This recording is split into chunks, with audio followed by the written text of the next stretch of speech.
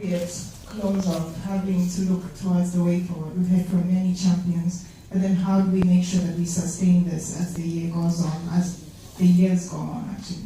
So I think my role, when I was coming from the country perspective, was always about how do we tap into global moments, not only to share the stories from country moments, but also how do we make sure that the global moments matter for country level.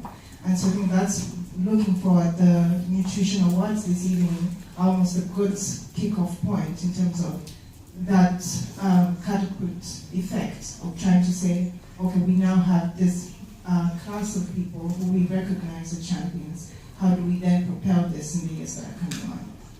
One thing I wanted to point to is something that stuck for me that His Excellency Jakaya Kikwete mentioned about being a champion and also championing the issue.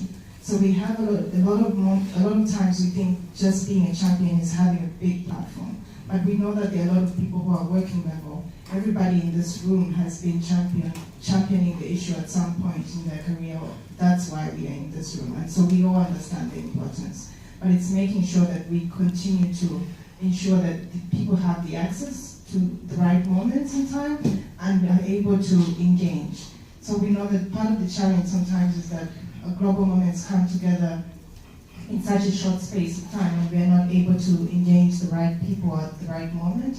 So we find ourselves scrambling. So it's always important to ensure that we know what's happening at country level, ensuring that we have the right stories, and then we also tap into a timeline of global moments, making sure that the right representation is there. I'll pass it to Megan.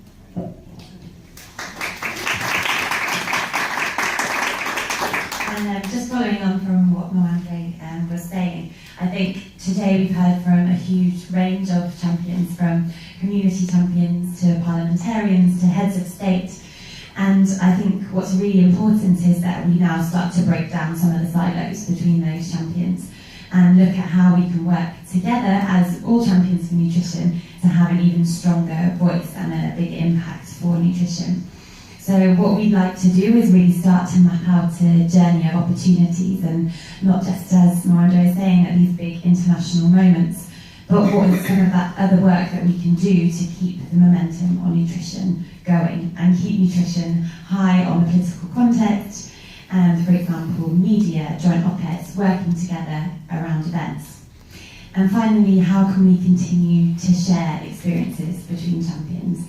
And today is such a fantastic opportunity to do that, but we need to do more of it and continue to share our experiences and our challenges.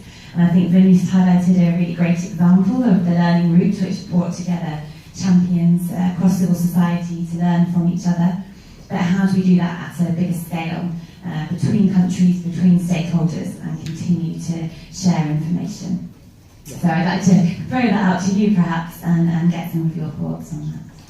Great, thank you very much.